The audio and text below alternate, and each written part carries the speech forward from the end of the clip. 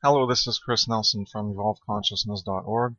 I'll be presenting some information regarding the Ka-Maat and Karma from Ka-Maat, Ka-Maat, which I've already talked about in the previous presentation on the Egyptian Ka and related symbolism to the alphabet and the Ankh and the bull. So this will deal with Ka-Maat, Karma, and the Wheel of Life, and also the scales of justice.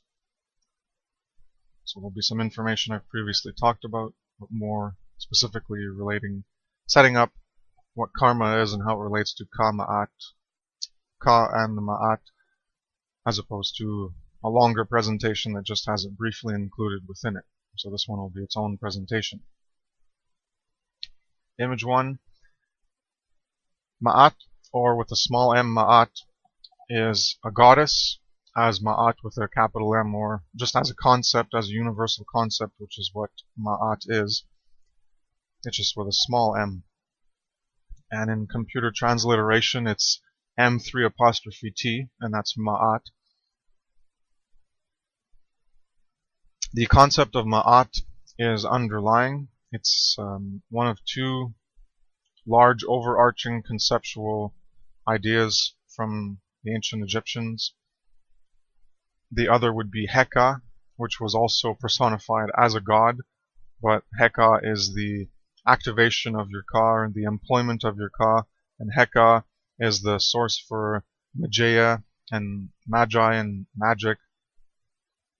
Heka is the magical component. Not only does it relate to hands, arms, and actions, it also relates to the word and the voice and the aspect of divine utterance, the Hu, which relates to Shu, the god Shu relates to the god Hu, which is supposed to be correlated with the logos or the word. And this is the right speech, true speech. Ma'akeru is true of speech, and that was an important part of Egyptian life. And the thing in Heka and the aspect of magic and speaking things into existence, that was the creative act of the logos and the word. That's why speech was an important part of living in Ma'at, to be true of speech, not only true in action, but they focused a lot on true of speech. I relate it to sophistry and things like that, where you can be true of speech and have good rhetoric to convince people of things, but your actions might not be reflective of the objective truth and objective morality. But you use words to convince people of something. And originally it was supposed to be that the words are true and everything, but I can see a manipulative aspect to a dominator culture and civilization and social control and authority. But back to Ma'at is the concept of truth, justice, law, integrity, uprightness, correctness, righteousness, steadfast, unalterable, reality, order, stability, continuity, equilibrium, balance, measurement, and reciprocity. And there's other words as well that would equate and have similar conceptual correspondences. The Ma'a itself, because you have Ma'at, and then Ma'a is an underlying, more basic. So Ma'a is the concept of right, true, real, genuine, upright, righteous, just, and authentic. Ma'at is truth, and Ma'a is true. So you can be living according to the principles of Ma'at and being Ma'a. You're being right, being true, being real, being genuine, being upright, being righteous, being just, being authentic, by living according to the principles of truth, law, justice, integrity, uprightness, correctness, righteousness. So you live according to foundations of righteousness, and then you live righteously. You are righteous yourself. You live according to the foundations of truth, and then you live true yourself. So you live according to Ma'at to be Ma'a. This relates to the concepts of morality, karma, kama, Ka-Maat, Dharma, Rta-Rota, the Tao, weird, word. That's the Druidic or Celtic, somewhere around there. Moira, Greek, Mi, Sumerian, and Asha, Zoroastrian. The personified names of Ma'at as a goddess are Ma. So you have the great goddess Ma, which is a counterpart. Well, it's a reference to the Phrygian goddess Cybele. And that one's called Ma'a, which relates to Ma'at, and there's Ma'et, and then there's Ma'at, Ma'ut, Amas, Ma'at, Ma'it, Mayet, and Mut. And the goddess Mut is a great mother goddess. And in the creation myths, I'll only briefly mention that Ma'at is important as the first daughter, and it represents this two parts. One part is life and one part is order and law and truth and justice. And that's what Ma'at represents, is that part of creation. It's actually the foundation. It represents a foundation for creation as the stabilizing factor that creation emerges from the chaos of the primeval waters. In order for creation to be possible, there's the concept of Ma'at, which is why it's a foundational concept in all of the creation myths.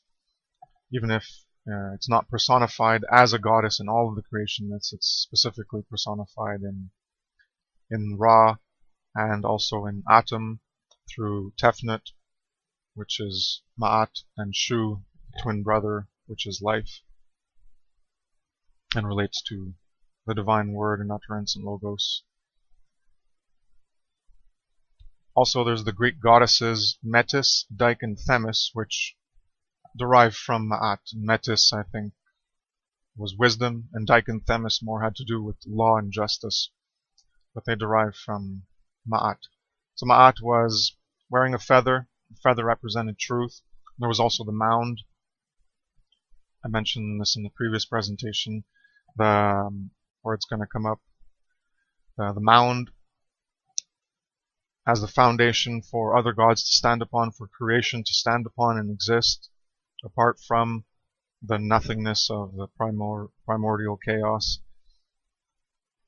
So Ma'at is represented in the hieroglyphs, which I have here from Budge. You can see there's the mound with the scimitar or scythe, as well as the feather, used interchangeably in different ways to represent Ma'at or Ma'a and the concepts around it.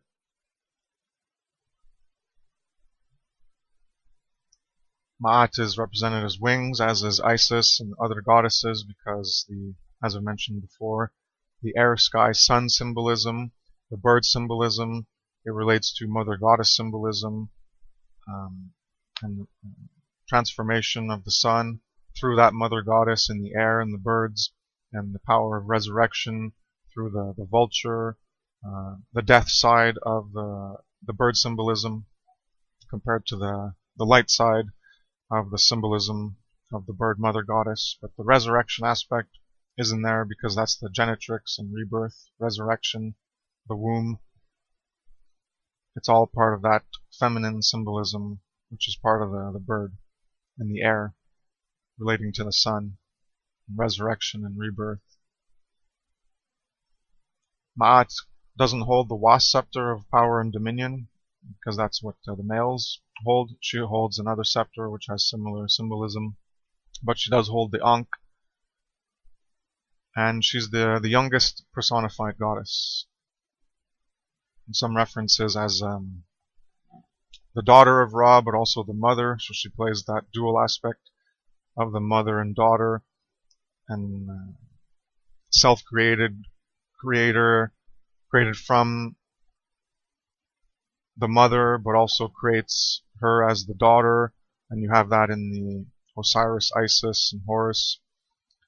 and other metaphors where the creator has his wife as his spouse, but it's also sort of his mother and also kind of his daughter. Michael Tsarion talks about that a bit. Anyways, I won't be getting too much into it. At the bottom, you have the determinative for Ma'at, which is Ma'at with the Ankh on her knees and the feather of truth. So whenever you see that, it's a determinative for the previous hieroglyphics that it relates to Ma'at, what is being talked about. So that's the end of that image. Number 2. This is just to show you the source of the foundation. So you have the plinth, which is like a mound. That's the shape, and it's Ma'a. And it equals to Ma'a as the scythe with the arm underneath. So that's Ma'a. And it's the same words, determinative or ideogram. It's used as a determinative or ideogram, meaning true, right, truth, integrity, essentially Ma'at itself or Ma'a itself, just by using that plinth. So the plinth itself is a symbol for Ma'at, along with the feather and the ideogram, which I showed in the previous image. So here we have the sickle, sorry, not a scythe, but a sickle, and that's just Ma, but it's used in the representations of Ma'at. And you have Nefer, Ma'at, that's with perfect justice, and it has the mound with the sickle, and then a T underneath, and then you have the ideogram, the hieroglyph for Nefer, which means good or perfect or beautiful. So Nefer Ma'at is with perfect justice, or perfect of Ma'at, or Ma'at is good, or Ma'at is beautiful. And it's often used as an epithet of the sun, Thoth or Khnum, which is an aspect of the sun. So the sun, and resurrection, and the light of truth, the light of Ma'at is the sun. An epithet of the sun is being perfect of Ma'at, perfect in truth, perfect in law, perfect in justice. Which is why the sun symbolism and the bird symbolism, the feminine symbolism, the mother goddess symbolism, the cow goddess, the Milky Way, night sky goddess of Nut, all the symbolism relates to the sun and the journey required to be taken through the underworld or through the darkness in order to be resurrected, reborn anew, reconstituted anew, and rebirthed into a new world, into a new life. So at the bottom I have 2 cow goddesses and the solar barge making its way across that dark solar goddess aspect in order to be rebirthed from the solar goddess, from the mother goddess. And you have the mound that they're standing upon. Again, on the right side you have Nekbet, I forget, but they're on the mound, the wavy watered mound, the foundational mound within the primeval waters. And the cow is on that, and then the cow has the sun between its horns, the horns reaching up to the skies as the rays emanating of the sun. And on top of the head of the consciousness, or the sun consciousness. And all has to do with resurrection and rebirth and remaking ourselves better and better. Transformation, purification, betterment. The sun burning away the impurities and refining us as the phoenix, the firebird, burns into ashes and then is reborn, reconstitutes itself from its ashes, just as we can deconstruct and reconstitute ourselves. And we have Osiris, or Horus as Osiris in the Hall of Judgment, or Osiris as Osiris in the Hall of Judgment. And they're on the mound. As you can see, the mound, even with the angle specifically of Ma'at as the plinth, because you have other mounds which are just pretty rectangular. And then you have some mounds which have the angular forward part directly representing the plinth of Ma'at. So Osiris, the Lord, the host of heaven, the Lord of the dead, the Lord of life, the Lord of eternity. To get that new world, new life, Osiris has to grant you after you've weighed up and measured up to truth, law, justice, etc. And Osiris himself stands on the foundation of Ma'at, of truth, law, order, justice of the universe and cosmos. So he's what allows eternity to happen. It's all sun symbolism. You even have Horus there and sun and some symbolism instead of Osiris, because they do have similar aspects in the creation myths where they're murdered and then they go to the underworld, or that's where they end up being, or they get reconstituted there, rebuilt there. You even have the Osiris into the 14 pieces, hacked up into 14 pieces, rebuilt.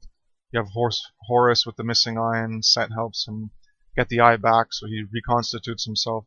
There's always the reconstitution, reformulation, rebirth into a new life, a new world. That's the immortality, the eternity, the eternal life, the afterlife, because it's after your previous life. You get a new life, a new world. And that's the whole alchemical self-transformative journey. So image number 3. Here's just a recap of the Ka, which I've done previously, but since I'm talking about Ka-Maat and karma, I figured I would have to put it in to make it a part of its own presentation.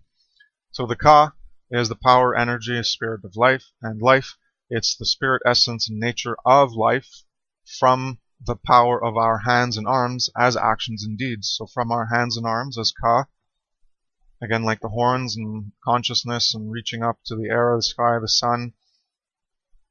This is the power we have, the energy, the spirit, essence, and nature of our life to create our lives. So it's Ka and cow is the bull and the cow. If you want more information, you can look at the previous presentation on Egyptian Ka, alphabet, bull, and the Ankh symbolism. It represents power and strength and fertility through the bull and cow symbolism, which has been used in many cultures.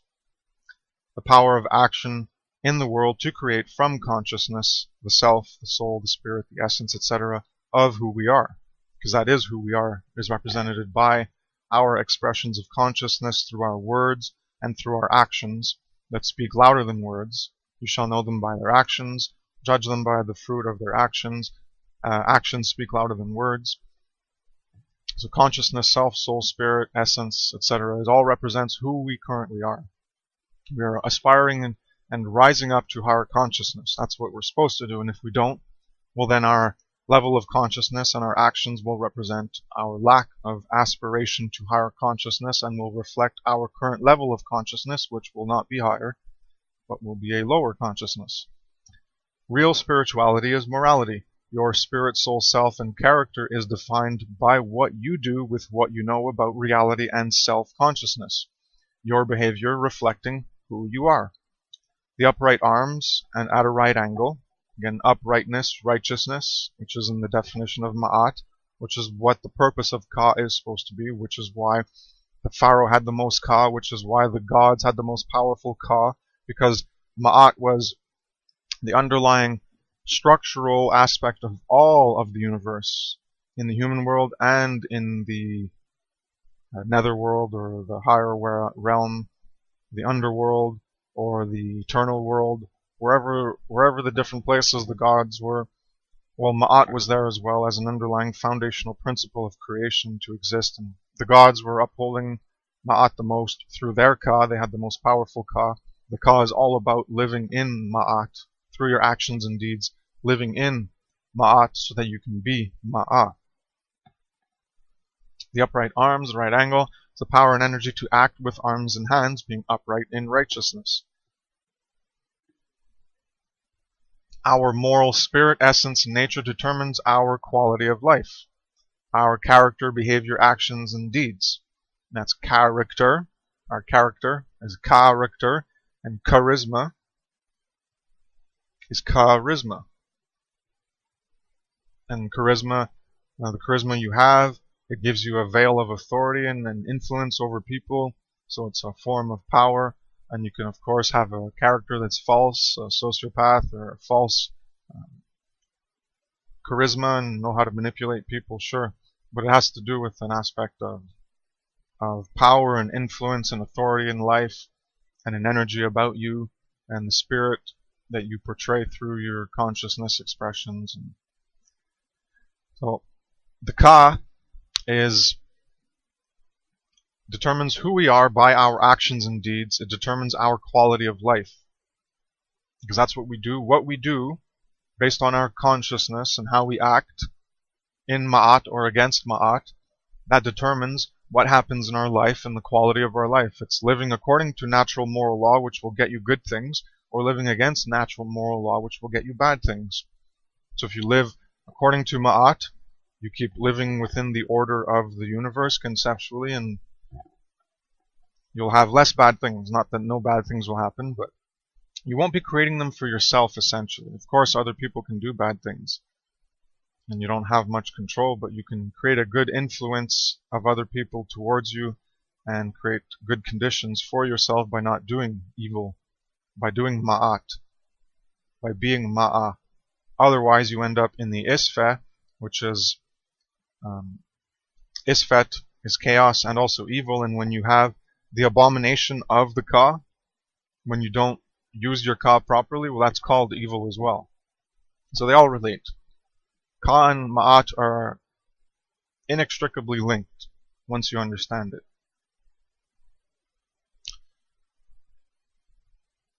Image number 4. This one deals with the Hall of Judgment and the Scales of Ma'at. The Hall of Ma'ati and the Scales. You can see the infographic. It represents, at the top left, I have a representation of the double Ma'at, of Ma'ati, where there's 2 Ma'ats or 2 feathers on 1 Ma'at. So you can see on the top left, there's a Ma'at with the arms as the Ka, and she has the 2 feathers, so the dual feathers on her head, the dual arms. There's the dual aspect of either the dual knowledge of right and wrong, good and evil, the knowledge of good and evil, or the dual first and last of truth and justice, representing Ma'at through the 1 and the 7, the first and the last, the beginning and the end. And there's also Anubis, recording, in charge of the proceedings of the weighing. And there's the Amut or Amit monster, who will eat your heart if you fail to weigh up. So if your heart weighs too low, it's too heavy, the burden of evil and falsity in your life is too heavy for the lightness of truth, well, your heart goes down towards the floor, which is where the Amut monster is. And it's not about you're getting annihilated, where you don't even have an afterlife to be reincarnated or whatever beliefs. It's not even that. It's if you get eaten and you fail to live up to it, then you're annihilated. So the fear of being annihilated from existence will get you to live up to your king's rule, and your kings and the priestly controllers desire to have you live in their dictates of morality, even if they're not moral themselves. You got to do it, or else you end up being annihilated from existence. The pharaoh doesn't have to worry. The pharaoh's already granted access to the afterlife anyways, so he can be as immoral as he wants. The Amut monster eats. It's symbolic, so that's the false exoteric interpretation that's pervade all across the Egyptian lore. But the real esoteric wisdom is about how you need to put to death every time you fail to live up to Ma'at, every time you fail to live up to the feather of truth, justice, law, and order. Well, that means you're weighed down by evil, by falsity, by injustice, and such. And when you do that, well, what do you need to do in order to evolve? You need to put to death the shadow, darkness, demon, falsity, immorality, wrong, and evil within you, so that you can evolve and possibly reach that eternal way of living, in a better way of life, in an afterlife. But it's all about here and now, creating a heaven on earth, a paradise on earth, an eternal paradise on earth. So you live up and you graduate successfully over and over in your life to new and new levels of awakening, evolving consciousness, or you fail and you realize it, and then you eat the evil and darkness within you and you destroy it so that you can reconstitute yourself even better. This is all about alchemy. It's all alchemy. I haven't heard anyone, I've looked and looked and looked, and no researcher, no one has ever explain the Hall of Judgment as I have just done. Because this is what the symbolism actually means. This is why alchemy comes from Egypt. And Kemet, the land of the people and the family and life and fertile land. That's what Kemet means. So yes, you have Kem, black, but Kemet, there's other words with Kem, KM in them that they have nothing to do with black. Kemet doesn't have to do with black. You look at the word, there's no determinative for black. There's an article written by Imhotep, someone, whatever, really in depth into Egyptian understandings, and he broke it down. And I can see how it doesn't really represent anything to do with blackness. It has to do with life and fertility and the people and the family. A land where you can have family, a land where you can have people living together, a land where you can have prosperity and fertility because the land is habitable, because you can plant there. Because there's another ideogram instead of Kemet with the cross X for town and place. There's another one for land. It's just a line. That means land, but it doesn't mean hospitable land, which is the whole purpose for Kem, and it's the fertile land and land of life. And anyways, scale is M-Kat. So you have Mat, except a KH, or H with a tilde underneath or above it in the hieroglyphs. So I was talking about the two Mats, the Hall of Two Truths or Double Truths, the Hall of Ma'ati or Double Ma'at, the Hall of Judgment or of the Double Ma'at, dual, two judgments, the good and evil. I'm talking about two judgments, knowledge of good and the knowledge of evil, so that you can judge properly. Judgment of righteousness, so the knowledge of good and evil, so you can live righteously and judge what is right and wrong. So there's the ideogram for the scale, and it has the feather with the heart hanging, even though you have the heart in its own position in the scale. That's the ideogram for scale, which directly relates to Ma'at. So this all happens in the Duat, the Hall of Two Truths, the Hall of Ma'ati, the Hall of Double Ma'at, the Hall of Judgment happens in the Duat, and that's the underworld. It's the realm of the dead. It's represented by the hieroglyph of the star, but with a circle around it. So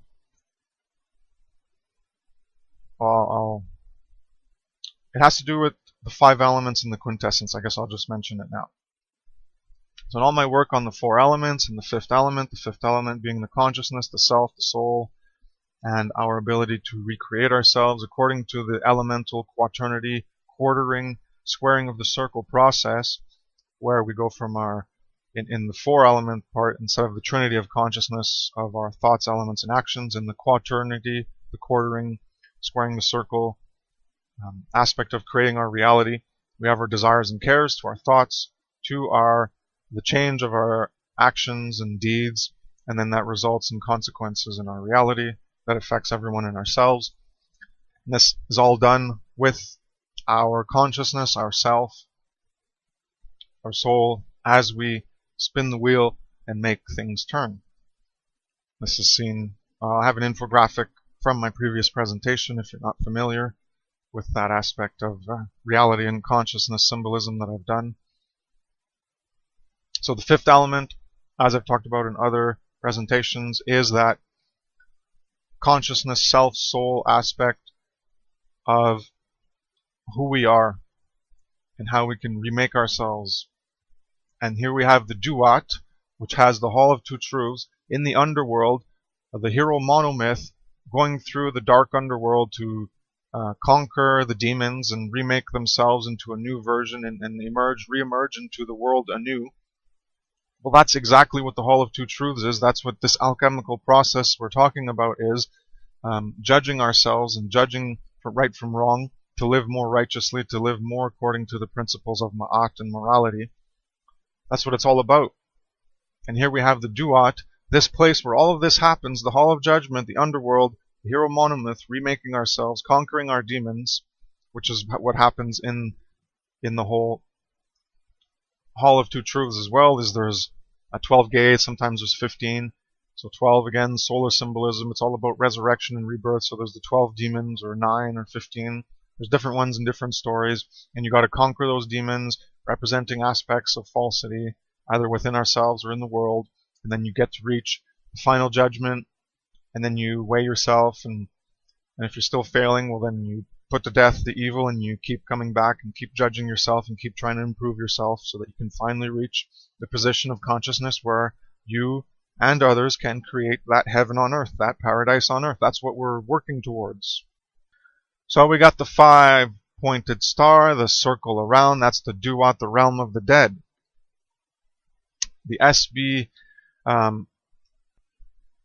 the star itself is Seba, or the Dua. So you can see how Duat and Dua and Dual and Duat, the T and the L. So dual, Duat. The T can become a D, the D to an L, the Duat to Duad to Dual. So dual, you're in the Hall of Two Truths, the dual from the Duat, the realm of the dead. And you have Sebayat, which is teachings or instructions, which means the wisdom and the way of living truly. So these Sebayat, there's some for Ptah teachings, wisdom teachings of Ptah. There's many Sebayat teachings and instructions of wisdom, the way of living truly. So that's what the star represents in terms of many words. They use the star, and it has to do with light, and the stars and the twinkling of the lights, and the opening of knowledge and the closing of knowledge, because the twinkling is a closing and an opening, and the Seba is a closing. I forget. I was reading the Bantu languages and Ziba and Zibua, and how they are opening and closing and relating to twilight. Anyways, I'm mixing that in here, but the star has to do with light, and the light and the truth and enlightenment. And so learning and teaching and instruction is a giving, and then there's the receiving part. So when you're learning, you're receiving, you're teaching, you're giving. So it's Sabayat is teachings and instructions, wisdoms of way of living truly. So you teach that to others, which is what the wisdom teachings are about, ways of living truly. It has to do with the light, and that's why the star is used, because it has to do with light and enlightenment, and gaining wisdom, gaining truth, higher consciousness. And the Duat, you can see it uses that symbol. Again, the Duat, the Hall of the Two Truths, and the judgment of righteousness, and the scales. All has to do with alchemy and self-renewal, remaking ourselves into wiser people through learning and teachings. So it's all related. All the symbolism is related, from the Seba to the Duat symbol to the Hall of Two Truths in the Duat, of remaking ourselves. This is what's the important alchemical knowledge, and it all comes from Egypt. This is the source of alchemical self-renewal, is right here in the Hall of Two Truths, double truths, Ma'ati, the double Ma'at, the judgment of good and evil, the dual two judgments, righteousness. It all comes from here. There is no other source symbolism that has this at an earlier time. This is from at least 2000 BC to 2500, and probably before that to the 3000s to 4000 BC, that this pictographic symbolism is describing, and probably the ancient wisdom probably comes back 10 to 15,000 years ago from a pre-Ice Age civilization, which we do have actual physical evidence in terms of the pyramids. Well, the pyramids might be more recent. I still think they go back to possibly the Sphinx time, which the Sphinx is previous to the Ice Age. You also have, why I put the pyramids back to that age as well, is because you have the pyramids in China, Bosnia. I forget if it's Bosnia. You got pyramids all over the place, all over the world. They are now mountains because it's been so long. They're overcovered in earth and trees.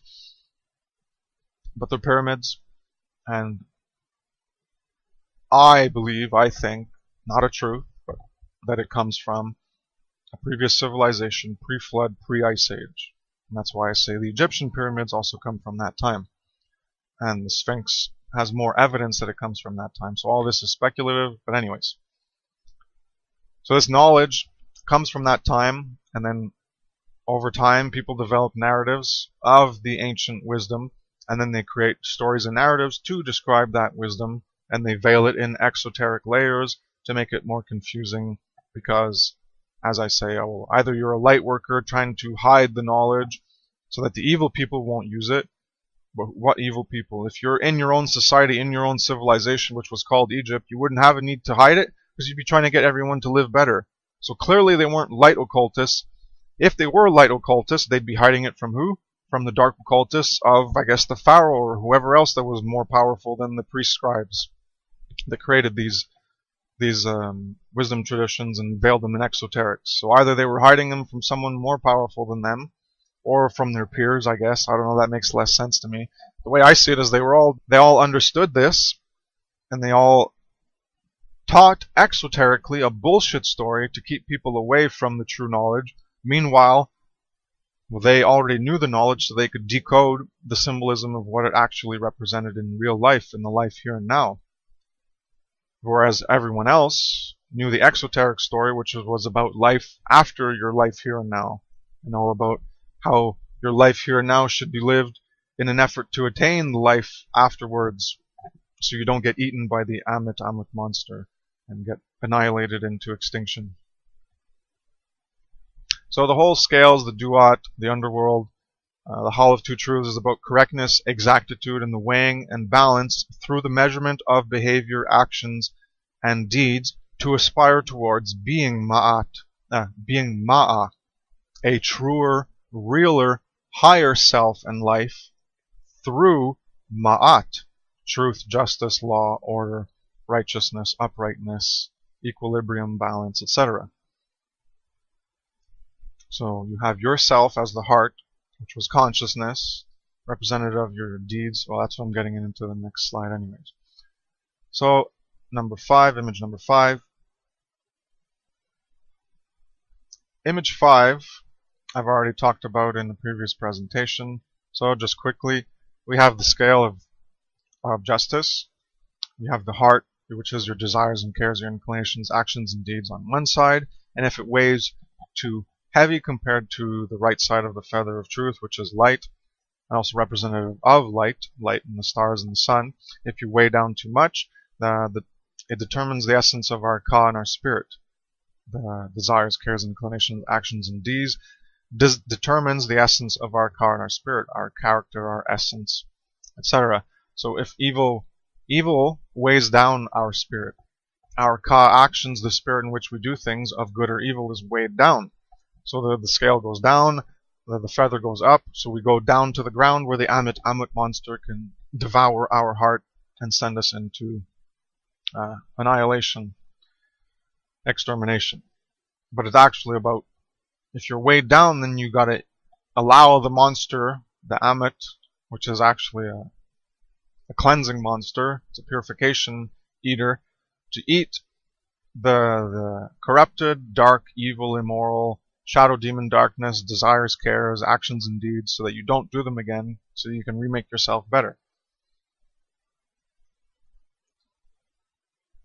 So we have a Ka of life and good, or a Ka of death and evil, all by the accumulations of our deeds and actions, what we do in life.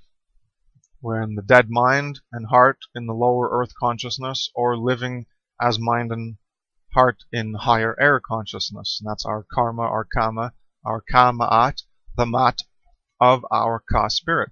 That's what karma is what we do in accordance with Ma'at, or Dharma, or Rota, and that's our karma. So future rewards or consequences based on our past actions, truth or consequence. And that's true balance, to bring us in balance with truth, the feather of truth of Ma'at. One drop of evil weighs down our existence with dire results. So the goal is freedom from evil and negative results we create in the elemental quartering creation of reality process we go through. It's not about a false balance of accommodating evil. It's not about balancing between good and evil. That's not what the scale is about. A lot of people are confused about that, especially pseudo-spiritualists and New Agers.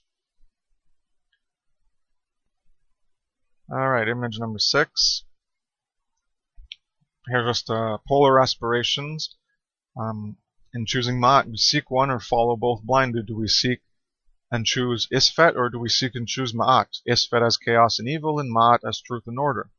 We have harmony and unity, alignment and embodiment consciously one way, so either we choose to be good and we're striving towards that and letting go of the other polarity, or we're choosing to be evil and letting go of the good polarity. Either we're choosing one way, consciously choosing one way, harmonizing, uniting, aligning, and embodying one way, one polarity or the other, or if we're not actively doing that, consciously choosing one way, then we're actually living on the dual checkerboard floor of doing unconsciously dual living. We're living in both good and evil. We're living in both Ma'at and Isfet. We're living in both truth and falsity. We're living in both chaos and order. Because we're not choosing one polarity over the other. Because we're remaining ignorant of the knowledge of good and evil. So we can't know that we're actually doing evil. So we're going to be walking both the path of good and evil, still doing evil because we don't have the knowledge that we are actually doing evil. So it's the key to polar aspirations. Not being stuck in the dual aspirations or the ignorance of unconsciously walking in the dual aspirations. You have to become aware and consciously choose one or the other. And Ma'at is the ideal, the universal, therefore the quote absolute, which is why the quote God conception is viewed as the ideal, the universal. It's because it's from the idea of our consciousness. The consciousness is the generator, creator, the God of our existence, of our ability to live in existence and create and generate in reality. And this is, we envision the truth and morality, truth level 2, the ideals from the idea of our imaginations. And these are universal concepts of universal truths and moralities. Even if they're not existing yet, we can create them, and therefore they are absolute. This is what Ma'at and God represents. It's the good. That's what Nefer represents, was the good. That's what the Logos represents, was the good. That's what the form of the good was for Plato, was the good. That's what God is equated to all that. It's all from our consciousness, idealized as a universal and as an absolute. But this is all from our consciousness in idealized universal concepts of what we should aspire towards. So we aspire to Ma'at, and we be and live Ma'a. So we have our Ka, choosing which way we go. And it'll determine our Ka-Maat, our Ka-Ma'a, whether we're being and living true or false, authentic or inauthentic, according to our arms and our hands, what we choose to do. That's our actions, our behaviors, and our deeds. The Ka, the power, the energy, the life, our spirit, essence, nature, and character. So you want to create a better life? You want to go to an eternal life, an afterlife, a heaven, a paradisical life? Well, use your arms and hands to choose to do things that are more in alignment with Ma'at, with truth and order, the ideal, universal, absolute, that we should aspire to and be and live by.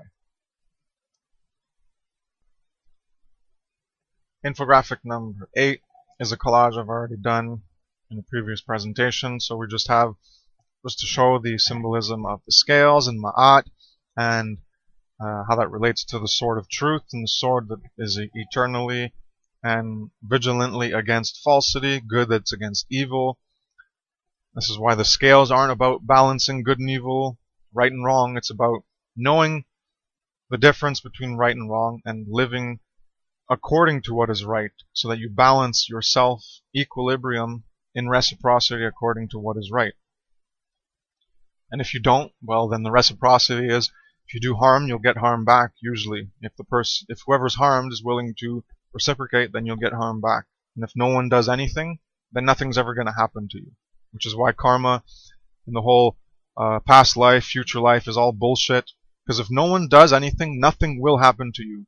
I've already explained how natural moral law is not a force unto itself. It comes from us, from humans. Morality comes from human consciousness, from higher order consciousness, and without the higher order consciousness of humans or other beings of higher order consciousness capable of knowing morality and righting wrongs according to morality, then there would be no wrongs righted according to morality, because there would be no higher order consciousness to right those wrongs. Morality is completely from within higher order consciousness. It comes from us, from within us. It does not come outside of us. It's not out there. It's not an externalized force, just like the soul is not an externalized force. It doesn't come from out there. So we need to align ourselves with the truth. And that's how we live morally, is by living according to the truth, or failing to live up to that truth of Ma'at, and that's how you get your Ka-Maat. Your Ka of living up to Ma'at, or your Ka of not living up to Ma'at, is your karma. And if someone else wants to reciprocate a harm that you did to them, they want to reciprocate back to you so that you feel what you did, well then they have the right to do that. That's karma. That's reciprocity. That's balance. And if they choose to have mercy and not do it back to you, well then guess what? You're not going to feel any consequences for your actions. Other than, well then they won't be your friend, so you lost a friend or whatever, but you're not going to feel the same amount of pain. You're not going to be fined or whatever. If they don't do anything against you, then there's nothing going to be done against you. The universe isn't going to do anything against you. It's not going to come back in a future life. It's not being punished for a past life. People really need to understand cause and effect and how it really works. Is that everyone is here based on everyone that has come before them. So everyone that's come before us is all our past lives. The past lives of people before us have created where we are now, and we are now facing the consequences of what people before us have created. And what we create now will create consequences for people in the future and what they will have to live and deal with. So the oil problem, the planetary problem, the energy problem, pollution problem, it's all people before us who didn't care to do things right and just consume, and that leads to where we are now. And if we don't fix it, well then it's going to be up to someone else in the future to fix it. And if no one fixes it, well then it's just going to lead to our own self-destruction.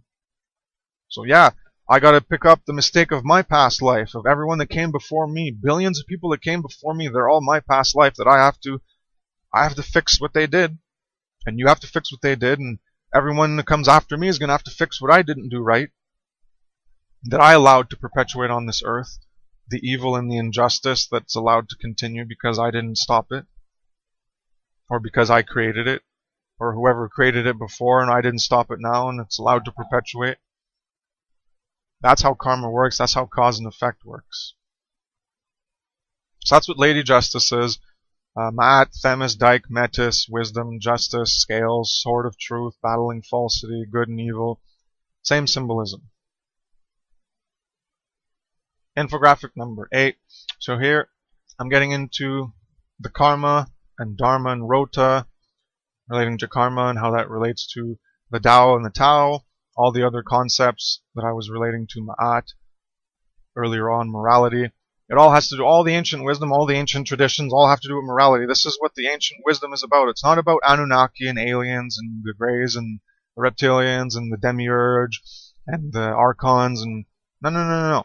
All the ancient knowledge is not about all of this. It's about how to live in life here, not in speculative lives, other places and other dimensions, and how this place is all a fantasy. Bullshit. It's all about truth and morality right here and now, in this life that you live here and now, because this is reality, not some other place that you want to imagine is an absolute reality, and this place is just a virtual reality. You know how I'm going to create a heaven on earth and a paradise on earth? Is by me living more morally and teaching other people to live more morally. It has nothing to do with archons, demiurges, reptilians, or greys, or fifth dimensions, or whatever else you want to believe in. It has nothing to do with any of that. Alright, so the wheel, as I've mentioned in the previous presentations, the wheel of life, the wheel of time, the wheel is the rota, the rotation, the wheel of life, the rotation of life, of time, of destiny, of fate, of fortune, of dharma, of karma.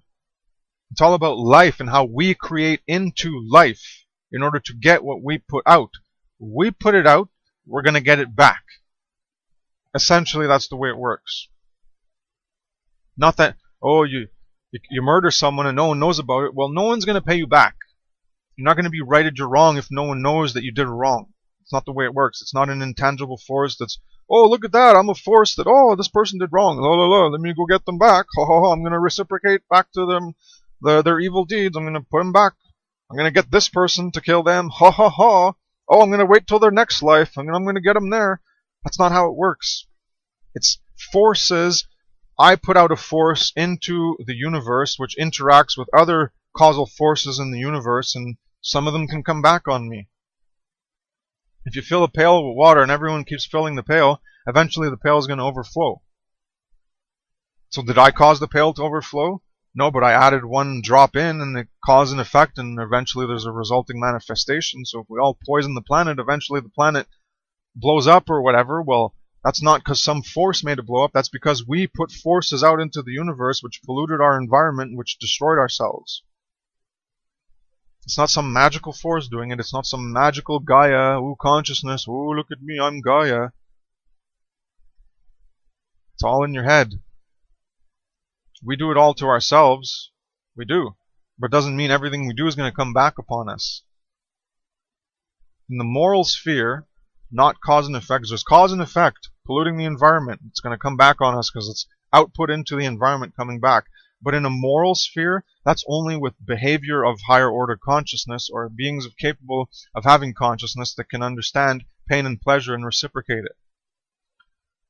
You want to punch a bear in the face and they claw your face back? Well, that is cause and effect, but not just a cause and effect in reality. It's a cause and effect related to morality. Anyways, I've talked about this before, and I keep going off on side tangents because people still don't understand it properly. So these are wheel symbolism, okay? Swastika or whatever, reverse swastika from Tibet. You got the dowel, you got the wheel with the 8 spokes, the 4 spokes, the 6 spokes. You got the 8-spoked swastika. You got the Wheel of Fortune. You got another tarot card, which we'll see in the next slide. The World, which is another wheel in the 4 elements. So the 4 elements, the 4 spokes, the 8 spokes, the 4 to the 8 is just doubled. You got Sumeria on top. You got Tibet. You got Babylon, the sun wheel. It's just in the middle here with the black, white, red, and yellow. That's the Hopi, I think. Medicine wheel. Anyways, the wheel. The wheel is an important symbol. I've already talked about it in other presentations a bit. This one is going to be a little bit more in depth. So I talked about the Ru and the mouth and that symbolism, the Tauru, the Taurus. So this is going to relate to that a bit. Infographic number 9. So more with the roundness. This deals with the cycle and the path and the way and an order. As the order, Ma'at as the order, the cosmic underlying order, the universal law, morality. Well, all the wheel symbolism deals with a cycle and a path and a way going round and round. This is what this does too. The Ouroboros, the snake, the Tower of World card, round and round and round again with the Tower of World card, the 4 elements, just as the Wheel of Fortune, the Wheel of Fate, the Wheel of Karma, Destiny, Dharma. All the same thing. It's about how we create in the world. We output forces and then we are input with forces. We're outputting into reality to affect reality, and reality is affecting us and inputting into us in order to output again, and round it goes. So here you have that round and round symbolism of the Ouroboros, of the infinity sign, the snake and the dragon, because the snake has to do with bending, and the wheel, quell, the wheel, and bending, the snake, related in etymology. So, and the Tao, the 2, again dual, and it goes round and round and it reciprocates. It all has to do with reciprocity, balance, round and round, generating in reality, reality affecting us affecting reality, relating to, so the circle derived, the circle symbolism, responsible for, related to the O, the letter O and the number 0, and that symbolism. relating to O and the womb and the gate and the mouth and creation and generation. And that's what this going around and round and the beginning and the end and the infinity symbol all relates to the same symbolism. And the letter R, the letter O, the source for the letter O is from the Ru in Egypt, which had the mouth shape or twisted 90 degrees. It's the Vesica Pisces of the womb, and also it's the shape used for the eye with a dot in it. So it's a very foundational symbol, either as an O itself or as a Vesica Pisces shape. It's the same representation as that shape of the Vesica Pisces with the mouth became the letter O in our modern language. And that letter O, the circle again, all relates to the mouth, the gate, the womb, birthing, and all that symbolism. Infographic number 10, this one was already done in the previous presentation, is just to tie in the Ouroboros and the cyclical aspect, and also the wheel of time and the 8 spokes. Well, the 8 is an infinity sign, and infinity deals with time, and the X and the times in math, the times sign, 1 times 1 equals 1, 2 times 2 equals 4. So X is times, and it's also in the infinity sign, so the times sign in math is also in other symbolism, as the X is there. So if you take the X and you put 2 lines on it, it gives you the infinity symbol. So just concepts of Ouroboros, infinity, cause and effect, reciprocity, and that's what the wheel symbolism, everything with the circle relates to this in some way. Infographic 11. So in dealing with the wheel symbolism, we have a lot of words that are related. We have wheel, cycle, circle, circus, rotation, the chakra, order, the cosmic, the universe, Ouroboros, infinity, the X, the cross, the elements, generation, and life. So all this symbolism I've been talking about is all related. It just takes a long time to present it all in different parts. So with the wheel, a rotation, there's this concept called Rota. When you're looking into Ma'at, you have this Rta-Rota concept and Dharma relating to morality and the way to live life. It's all related to the same things. This is all the deep foundational wisdom of how to live life and how to generate life. So Arta is the cosmic order, the universal law that establishes good arrangement, just like Ma'at. And Dharma is behavior in accord, alignment, harmony, and unity with Rta-Rota. Dharma is the duties, rights, laws, conduct, virtues, the right way of living. Again, we're talking about the same thing, just as the Neter Ma'at, which was with perfect justice and the goodness, Ma'at and Dharma, the right way of living, and the Seba, Sabayat, and the teachings of a right way of living, teachings of wisdom, instructions on how to live. It's all these wisdom teachings. This is the real wisdom of life, how to act properly, because that's what wisdom is right action. So all wisdom and understanding, knowledge and understanding is to provide us with the wisdom to act properly in the world. So the Dharma, again, in Jainism and Buddhism, other concepts of Dharma, relates to purification, moral transformation, and the path of righteousness, which is again what Ma'at is, righteousness. So there's Arta, Rota, rotation, rotary, which comes from the Proto-Indo-European ret, and it means to run or roll. And we have, it relates to the car and the chariot as, I believe it's the,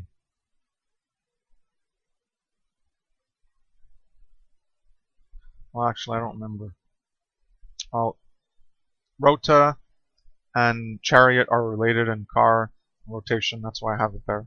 And the wheel and the car and the chariot to make things move and go forward. That's what this is all about, is going forward in life, going forward in time, in fate, in destiny, in fortune. That's why I guess I don't have it here on another one. the astrology, zodiac, all that information and how it's supposed to be dealing with your fate and your fortune and your destiny. Well, yes, it does. If you understand what fate, fortune, and destiny really is, it's about progressing forward in time and how that's based on our actions, which lead us forward in time based on where we are now to where we're going to be. So what will happen to us and what will result is based on what we are doing now and what we've done before, which will produce what will happen next. And that's karma. The Vedic Arta is Sanskrit Artam, that which is properly joined, order, rule, or truth. They say it all relates to Ma'at as a foundation. Or at least truth and morality as a foundational conceptual framework that other people attribute different names to. Ma'at, Arta, Moira, whatever, in different places.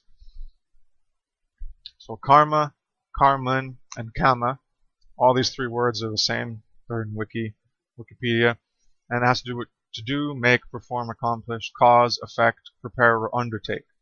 And the root kr, kr, as in Kri, as in the word Sanskrit, to imply a language that is well made. So Sanskrit implies a language that is well made, and also a language of the gods, just as the Egyptian was the Metu Neter, which symbols of the gods, symbols of representations of the gods, symbols of representations of consciousness, as consciousness is the generator creator as the god. But then that's also the god of the origin of the universe. So that's the whole play, is how we're creators of our reality, but there's also the original one source, conceptual, first cause, unmovable mover, generator of reality that we live in, that existed before we were here. And that's also why we are then equated with God, and then we are God, and we're just mini gods, and we create our own reality. But it's all bastardized, telephone line, projected understandings of original symbolism and metaphor that gets perverted over time. Karma is related to the verbal Proto-Indo-European root quer, to make and form. And also, quer is to roll and circle around, as L and R are interchangeable. And you can even find it in some sources online where quer is used to represent also roll, circle, and round on top of to make and form. Karma, quer, to make and form. So there's the ka part of your hands, to make and form. And the roll, circle, round, the quer, well, that's L and R interchangeable. We have the word quell, which is the word for the word wheel, twist and turn, is quell. So quell and quer are related. And cycle is from quequelo. So cycle, if you take cycle and you take quequelo or kukulo or kekel, KKL, if you only take the consonants as a W, as a vowel, as a U, as I see it. So if you take KKL and kekel and CCL from the KKL, CCL with the vowels added of the Y and the E, well, cycle is CCL. If you remove the Y and the E from cycle, it's kekel, kekel, and quequelo, and there's the root for cycle. And that's also the root. Quell is the root for wheel, quell, well, wheel. So related to quer as circle around, there is also the Proto-Indo-European scare, esker, to turn and bend. So circle and kirkus are from kirkos, the Proto-Indo-European kirk, with the root of esker. So esker, kur, to turn and bend, kur, to turn and bend, from kirk, kur, to kirk, and kirk to kirkos, kirkos to kirkus, and kirkus and circle. So that's where it all comes from. And cycle and circle, and cycle from kekel and kirkos. So you see how all these words are very, very similarly related. And they all have the same symbolic references: rotation, circle, cycle, circle, ring. It's all roundedness. That's what they're all related to. So we have a relation between turn, bend, circus ring, circle, wheel, twist, and rotation. And that's what a snake does too. It twists and it bends. And that's why you have the snake and the wisdom. Wisdom related to this process of going round and round. So the wisdom of the snake and the wisdom of bending and turning and the wheel of turning and bending, going round and round. And that's how we produce our life, our fortune, our fate, our destiny, the Dharma and the rotation of the wheel and the karma. It all relates. From Arta to Dharma to karma, and we have our generation in time. It's our fortune, fate, and destiny. So from the rotation of the wheel and our Dharma of living in the concepts of the Rota or Ma'at produces our karma. From Ma'at, Rota, to the Dharma of living in Rota, and that produces our karma of what we get. That's our generation in time. It's our fortune, our fate, our destiny. Arta as a universal whole, cosmic order of good arrangement. So Arta is as universal cosmic order, universal as in whole, and cosmic order as in good arrangement of the whole, which is what it's supposed to conceptually represent. That's what Ma'at represents as well. So the linkage is wheel, cycle, circle, circus, rotation, chakra, order, cosmic, universal. Because chakra just means wheel. From Chakra. Then that relates to time, cycle, Ouroboros, infinity, X, cross, elements, generation, life. So all the previous presentations I've been doing have all been related to this. It's just foundational information. Excuse me. Foundational information about our reality. So the grammar required in order to provide us with a possibility of conceptualizing this universal understanding of what truth and morality is, and how it's important in our life to generate our lives, and how it determines the quality of our life.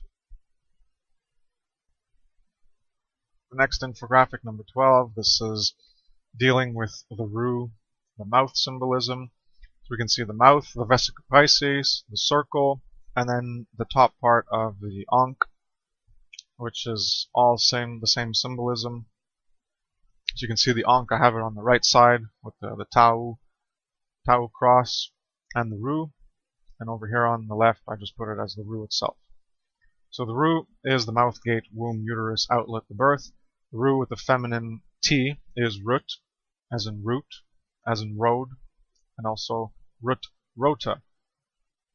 So the mouth, you can see Rota, the rotation, round, and the Ru, and with the feminine T, the Rut, the road, the Rut, the Rota, it all relates to the same thing, the wheel, the circle, the mouth symbolism. It's all the mouth, the gate, the womb, the uterus, the birth, the outlet, to resurrect and renew ourselves as we go around and generate our reality and recreate ourselves and regenerate ourselves in an alchemical process. It's all about this deep inner wisdom to recreate ourselves and thereby provide the foundational consciousness to recreate the world, the human world that we've created that didn't exist in nature. We can recreate it the way we want, as a heaven and paradise instead of the degenerate hell that we are currently making. Ru is also by extension a door, a circle, a passage, a street, a cell, a fold, and a boundary. Because a circle is a boundary. You look at it as a cell, as a containment, and a road, a route. A road and a route is a passage and a street. And also it's a door. When you have a womb and a uterus, it's a birth and a mouth, an outlet. A birth, it's a doorway out somewhere else. A circle is also the root and the rota. So all these words relate conceptually. Rue in French is road, and that's a path and a way. It's a track, a trail, and a trace. And this deals with Tao and Tao at the bottom, which I have as the Tao and the Tao is a way and a path and a route. And the Tao and the Tao is again the circular symbolism, the Ouroboros, back and forth reciprocity again with Mat and the balance. Sorry about my throat. I didn't eat this morning. I just got up and started doing this presentation, so my throat gets a bit dry. The Tao, the way, the path, the route, it's to harmonize one's will with nature, which is what the whole concept of Ma'at and the higher will and the higher self and the higher will, higher self, truer self, etc. All my previous work that I've been going on when I was externalizing this thing as this externalized thing somewhere else, well, now I realize it's all within us. The higher self, the higher will, the truer self, the realer self, that's all within us. And one's will with nature is our will with the higher will that we conceptualize in our consciousness, in the God generator creator of our consciousness. We have ideas and concepts of ideal and universal and absolute ways of living according to that one polarity of truth, of good, of right, of law, of order, of ma'at. So we harmonize with that ideal that we derive from consciousness as a better way of living. And that's the way, the path, the route. That's what all of this is about. That's what Dharma and the Rota and Moira and Asha and me and the other conceptual frameworks of other cultures, it's all about the same thing. So the track and trek and trail and trace relating to the road, path, and way, is we can see it in the Tao and the Tao, because the Tao was probably pronounced as a drog, and that comes from the Proto-Indo-European drog, and it also relates to drag. So Tao is, I don't know, that's what it was marked on Wikipedia or somewhere else, is the way it was probably pronounced. In terms of, for us it's Tao and Tao, but it was probably pronounced Dro or Draw or something like that, but with an R. And drag, you can relate drag to this as well, because when you drag, it makes a way and a path. When you drag something, it makes a track, a trace, a trail. And when you make a trek, you're going on a trek, you're going on a trail, a track, a way, a path of doing things. And this relates to the Hebrew DRG, and you can put vowels in between them. So drog and dorg, you can have DROG or DR or DORG, dorg or drog. And the Arabic Turk, TRQ, you can put letters, consonant, vowels in between the T and the R and the Q. So even TRQ, you can have track. You can see it right there, track, or trek. It's right in the TRQ. And the DRG and TRQ is the same exact thing, because T and D interchange, and the G and the K, the G and the Q, the K and the Q, the C and the K, those all interchange as well. So drug is trug, is drug, or drak. Drug is the same thing, and trug and trak is the same thing. It's just the same, different ways of consonantly expressing the same word. And if you know philology, you'll already know what I'm saying here. So by extension, the gateway to heaven, the afterlife, immortal and eternal life, is a transition to another plane or level of consciousness, a higher, realer, truer. So the Ankh represents life, and that's what it's about. The Ru, the top part, is the air, elemental, thought, higher consciousness pathway, the uterus, the outlet, the birth, the gate, the mouth of the womb, the door, the passage, the street, the way, the path that we trek and trail and track our way and trace our way towards that heaven and immortal life, that higher consciousness to create that higher way of life. We have the Tao and the Ru, and that equals the Ankh, and that equals life. So the Tao and the cross, and the Ru, the circle, the life, the breath of life. That's the way, the path, the road through the mouth, the ovum, the uterus, the gate, the gateway to rebirth, resurrection, awakening, graduating from lower towards higher consciousness, towards more conscious awareness of reality, of truth. That's what it's about. You need to go through that gateway. You need to reemerge, be rebirthed and resurrected into that higher consciousness, into more conscious awareness of truth. Infographic number 13 is one I've already presented before. You can go check that out in Reality and Consciousness Symbolism. It has to do with Just the basic one I chose before with choosing Ma'at or polarized alignment. I forget what it was called. And choosing Ma'at, which would be good, or choosing Isfet, which would be evil. So it's a different way of representing it, going around the circle again, going around the wheel, same wheel symbolism. You can check this out in a previous presentation if you haven't. It'll be informative and you'll learn some more again. The next infographic, number 14, is in that same presentation. So if you want more information, I've already discussed the elemental quaternity, the quartering, the squaring the circle, about how we go from our desires and cares to our thoughts to the change of our deeds and actions, and how that produces results and consequences in reality, and we go round and round, and how reality affects us to have us change, and then we change into reality, and then we affect reality, and round it goes. And that's also in causality and consciousness and causality symbolism, part 1 and 2, dealing with causality and consciousness and symbolism and how we generate into reality regarding the trinity of consciousness. You can go look at that as well to understand that more in that other presentation.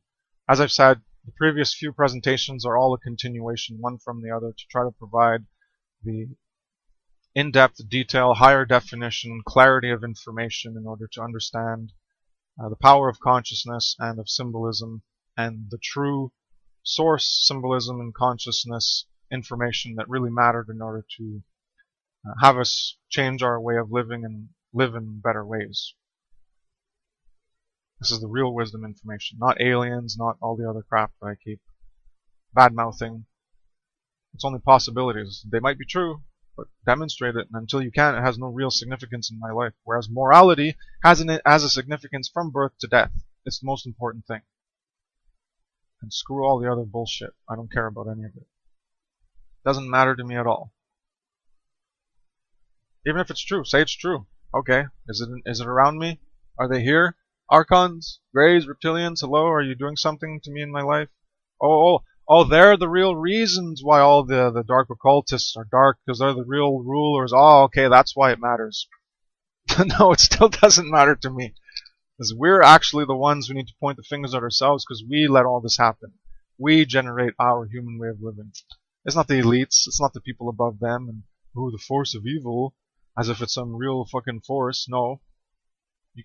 Anyways, I'm tired of people's imagination and pure speculation and belief that's not grounded in reality, and they want to take that as reality, even though it's not even here in reality that we're living in. Well, go believe whatever you want. Even atoms, before Democritus said, oh, atoms, the smallest indivisible part of existence. Was it true? Sure. Was there any proof for it? No. So at the time that he said it, was it a truth? No, it wasn't a truth. Because there was no demonstration that was the way things are. It was only a conceptual derivation, a logic that he had postulated about how the indivisible nature of matter, and eventually there's an atom. Is it true? Yeah, it's true. Right? If you can't demonstrate it, it's not true. It's just a speculation in your mind. He had no proof for it. It was just in his head. He wrote it down. Here's the possibility. Here's the imagination. So eventually people went looking for that thing and they found it. And then there's the truth. And there's the proof because there's the truth because there's the proof. Because it's verifiable. That's the only way truth becomes a truth, is through verifiability, is through proof. Otherwise it's not a truth, is it?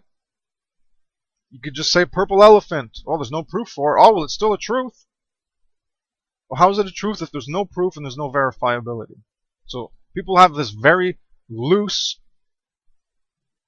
polluted conception of truth where they can apply anything that they believe as a truth because they want it to be true. Because there's no proof against it being true, so then they're going to take that as a proof that it is true. And then it becomes a truth.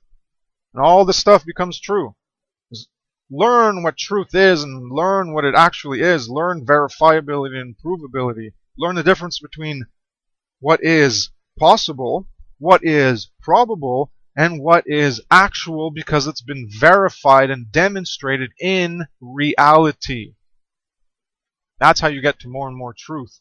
Not by just speculating and wishing and wanting it and intuiting it and resonating it to be true. Oh, it resonates.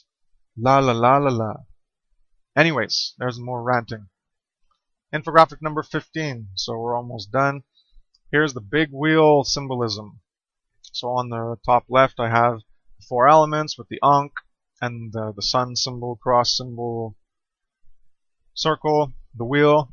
I also have the Wheel of Fortune and the world together, so we can see the 4 elements and the circle symbolism. It's all talking about the same thing at the deep root structure.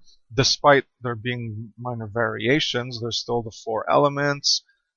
There's no sword of truth, but there's the 2 candlesticks or the 2 wands, whatever in the world card. Anyways, it's talking about the same things in different ways. You just have to understand how to see it. The wheel of time, dharma, law, and karma is a cycle we create from past actions in reality, turned by desires, thoughts, deeds, and results. The 4 elements are the base for us to generate reality, as I've mentioned in the previous presentation on elemental quaternity. That one has a lot of symbolism in there. Oh, and I think when I mentioned the previous 2 on the wheel and the blue and the red with the dual paths we can choose of good and evil, I think that was in the elemental quaternity, and I had previously said it was in reality and consciousness symbolism. Well, that presentation is called Elemental Quaternity - Reality and Consciousness Symbolism. So I was talking about the same thing, but I didn't reference it properly. So the 4 elements are the base for us to generate in reality. Dharma is law, right, and justice. The root is dare, and that means firm, holds, and supports. Then I've also, this also relates to the foundation, a mound and pillar, which is what Ma'at is the plinth, the pillar, the mound, the foundation of creation, of order, of law, of justice, of truth. And that's what dare is firm, hold, and support. That's what the foundation and mound does. It's affirm, it holds something up, it supports other things. That's why Ma'at is a foundational principle in all of the Egyptian creation myths. It existed before everything. It's what's allowed. It's the Ben plinth foundation of creation. Even though it wasn't called Ma'at, it was called Ben. There's other references, but once you understand what Ma'at is, you can understand how this is represented in different parts of symbolism and metaphor and allegory and parables. So dare, D-H-E-R, der from Dharma, dare, relating to firm, hold, and support, is the same root as true and truth, as deru. Deru and true relate from that root dare, which true and truth from deru is solid and unwavering. That's what the truth is. This all relates to the foundation and mound and pillar and supporting and holding and firm. That's what truth in Ma'at is. We also have the Great Mother, Rta-Rota, which was the hippopotamus personification, fertility goddess. So relating to the Milky Way, the Great Mother Milky Way, relating to Nut. And the Ouroboros cycle, as the sun passes through Nut, the sky from birth, from death to resurrection and rebirth in the womb and the vagina of Nut. Also the cow goddess pathway through Nekbet or Hathor, when the sun goes in the solar bark and is held up by Nun in the arms of the Ka, going through the solar bark into resurrection through the cow goddess. Again, the cow, the Ka, the power, the fertility, the strength of that determines life, the way to resurrection. So this Ta-Rota, the Milky Way, the Ouroboros cycle, the goddess, cow goddess, is the path, the way, the road, the root, the mouth, the womb for rebirth. That's what all the symbolism is. It's all symbolism about the same thing. That's what the Great Mother is, and she was part of a representation of the Draco constellation. That's a crocodile on her back, and with the bull leg, the foreleg, which has to do with power and strength, and also the 7 stars of Ursa Minor and Major, which is what the bull leg was back then. It wasn't the bear, it was the bull, because again, the importance of the bull and all the symbolism in the Ka. So I'll be getting that at the end, the thigh symbolism, which I didn't present in other presentations. So the root, Rota, Arta, rotation of the chariot, is carrying the sun along its path as it turns, to bear and bring forth the sun into resurrection and renewed afterlife. So we have Ta-Rot, or Ta'ert, Tawaret, and Thaoris is all the same name for that fertility goddess, that great mother goddess, the hippopotamus goddess. The danger, also the mother, dangerous aspect of protection, which is why the crocodile and the hippopotamus and the lion and the leopard is because they were fierce predatory animals, but that's why you have the symbolism of the mother as a protector and a mother as a fierce. So Ma'at as the eye of Ra, as the fierce, vengeful eye of Ra, that is the reciprocity of Ma'at, as either you live in Ma'at or you face the consequences of not. You either live in good and truth or you face the consequences of living in falsity and evil. And that's the dark side, the fierceful eye, the doing justice and reciprocating back onto you what was given symbolically, is we all do it to ourselves, and that's the power of the feminine mother-daughter symbolism, the creator, and what's generated is that it's the nurturing fertility protector, but also the fierce lioness and fury sun eye to set things right. And Kali Ma, the death goddess, also relates to Kali Ma, Ma'at. So we have Tarut, and Taruth. And Taruth sounds like truth, and that Tarut, Tarot. And Tarot has to do with truth. And we have TRU for Tarut is TRUT. So TRU, well, true, and Taru. So true, Taru, again, we can relate this with true and truth, and Deru and Dharma and Dare. You can see Tarut, Taru, true, and Thaoris, one of the names for Tawaret, Ta'ert is Thaoris. You can get from Thaoris to Taurus, and from Taurus to Taurus, and Taurus is Tao and Ru. Again, the Ankh and the life symbolism, the life, fertility, and Osiris is life and fertility. That's why Osiris is often in green, relating to the genetrix, fertility, vegetative, feminine symbolism, the genetrix, generator, creator, godly symbolism, and Osiris, the god of life and death, and the afterlife and eternity, and this is all the fertility symbolism. That's why the great mother Ta'ert and the hippo relates to this, and Osiris in the underworld, and Taurus and Tartarus. Tartarus was the underworld, and Taurus and Tartarus are very similar, and you have the resurrection from the underworld. This is all have to do with life and fertility and its symbolism to get into a truer, realer, more authentic life in Ma'a by following Ma'at. And we have the Zodiac, astrology, the Wheel of Time, fortune, fate, destiny, Dharma, Rota, the chariot of the gods, with the solar bark as the chariot, traveling through the night sky of the Milky Way, through the cow mother goddess. So it relates all this chariot and all the etymology, and the wheel as the O in the womb, and going around the mother goddess as the pathway and the chariot, and the solar bark traveling along that path in order to resurrect itself through the mother goddess as a cow or as the Milky Way. The Ru, the mouth and the womb, the oval from the Ankh is where the spirit of good is. It's in the air, the sky, the sun, symbolizing higher consciousness and transformation and apotheosis of becoming a god ourselves. Ru is the Ru road pathway to heaven above. The wheel is the way and path for the chariot. The solar bark to embark into the afterlife and immortality. So the wheel, the Rta is the way and path for the chariot, the solar bark, to embark upon the afterlife and immortality. The wheel, Rta, of time, fortune, fate, destiny, dharma, karma, and life. I hope it makes sense now how that is the wheel, and how Rota and the concepts all relate to these concepts in time and progressing in time, and change and cause and effect. These are the boundaries of behavior for living in the right way and path. That's what it all represents, the circle symbolism, going around the wheel, the rotation, the Rota.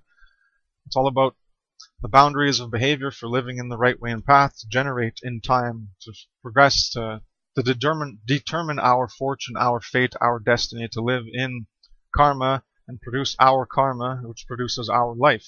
It's cause and effect of our thoughts and desires and cares, leading to deeds and actions, the trinity of consciousness. You can look at it as a quaternity as well. Image 16 is, I've already shown this in previous presentation, it's just to bring it back.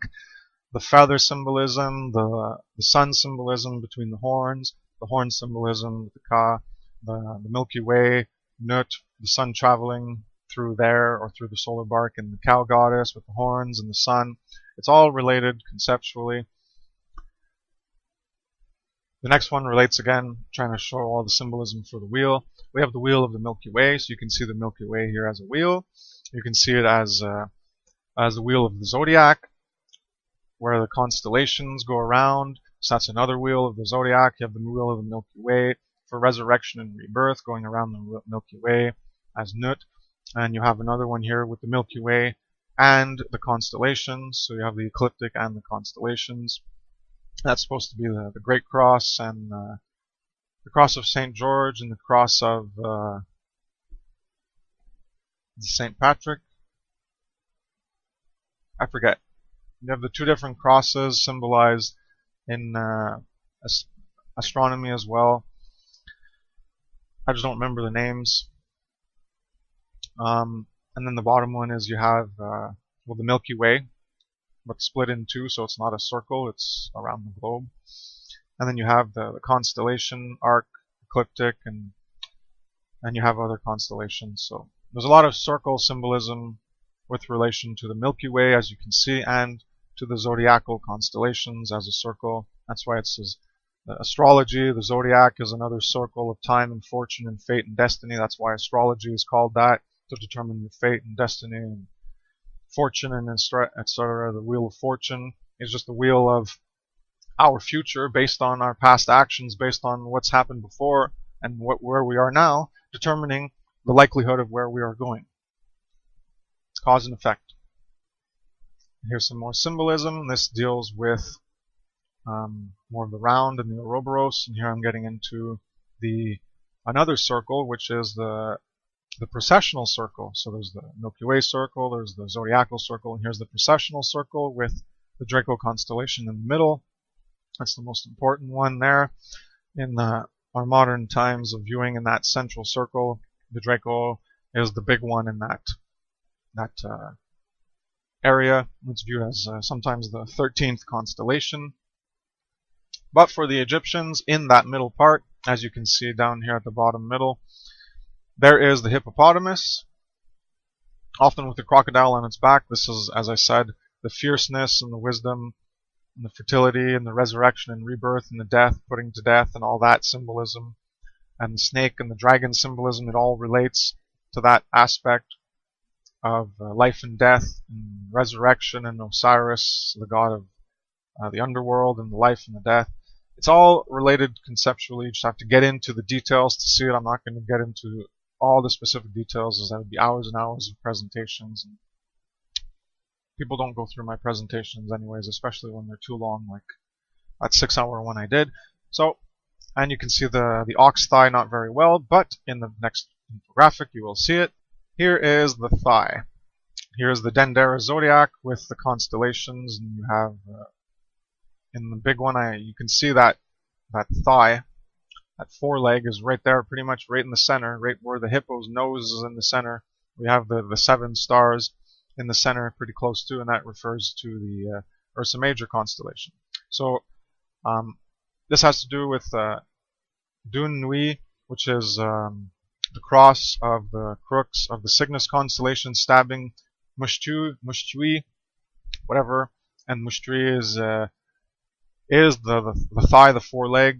And there's a lot of symbolism. You can look at Andrew Collins' book and the Cygnus mystery dealing with stabbing that, and the constellations represented in this symbolic allegory metaphor. And here's all the symbolism for it. And you can see the hippo with the leg. It's all everywhere. And sometimes the leg is as an ox itself. Anyways, you can look into this. The thigh is the 7 stars of Ursa Major. So instead of as a bear, you can actually see it as a leg, which is how they represented it, because again, the bull symbolism is very important. So this is one of the bulls of heaven, and you have the other bulls of heaven being Taurus, and fighting with allegedly Osiris as Orion, and that's the underworld. So you have putting to death the lower natures of you, which is what the The bull represents as the lower element compared to the air element, which is higher consciousness. So you put to death the lower nature, which is what Orion's doing. He's battling the bull, which is what all the Mithra and slaying of the bull is putting to death the lower natures, the beastly, carnal, fleshly, animalistic natures within us to rise to higher levels of consciousness. So that's Osiris, the god of the resurrection, the afterlife, life and death. So he's putting to death that which is false. And we also have the famous Pleiadian 7 stars. Well, those 7 stars also relate to the 7 stars of the bull leg or the bull thigh within the Processional Circle and the Draco constellation, and the importance of that northern celestial sphere in the sky, and the 7 stars from there, and the 7 stars in other myths, and the 7 pillars of wisdom, and the 7 Pleiades, and how important they are in Taurus. Again, it's all symbolism about consciousness and reality and how we generate in reality and can change reality. So you can read that more and go do your own research. I'm not going to go too much into it. The next thigh slide, number 20, this shows the relation to the constellation of the north and the thigh, and also how it means, it represents, related to an arm, and it's the word Kepesh, HPS, which Kepesh also relates to Khopesh, which is the scimitar, sword, in hieroglyphics, and it's a sickle-shaped sword. So remember the sickle in Ma'at. Well, here's a sickle-shaped sword in representing Khopesh, and it's representative of strength as well, because when you have the thigh offered forward, that represents meat, which I have the hieroglyph here, representation, symbolism as food or whatever. And if you represent it hoof first, which is what it was represented in the previous slide as an offering to Osiris, when it's hoof first, well then it's strength, power, and dominion. Again, relating to the Ka symbol and the bull symbol of strength, power, and dominion. It's all related. That's why they have the leg with the hoof forward, representative of strength, power, and dominion. And Osiris, the strength, power, and dominion of the new life, and the Ka, the way to that new life, resurrecting yourself into alignment with your actions, in alignment with Ma'at. Well, you have the Kepesh and the Khopesh, the Kepesh which is the leg, and the Khopesh which is the sword. They both have the same shape, and they have the same shape as the Big Dipper, and they're both related etymologically. They have the same consonantal root, and they have the same meaning of strength, power, and dominion, and they relate to the Ka and our way to resurrection, and it has this other more literal aspect of meat and food. And the symbolism has, again, esoteric and exoteric aspects, so you can look into this and go research it yourself. And I've also added 3 slides, aggregate sowing and reaping, and how karma works and how we reap into reality for it to affect us. 2 infographics on that I previously explained in another place, and more on causality, cycles, and loops and feedback. So you can go check those presentations if these additional infographics interest you. So thank you very much for listening. Thank you very much for your time and attention. Have a nice day. Take care. Peace.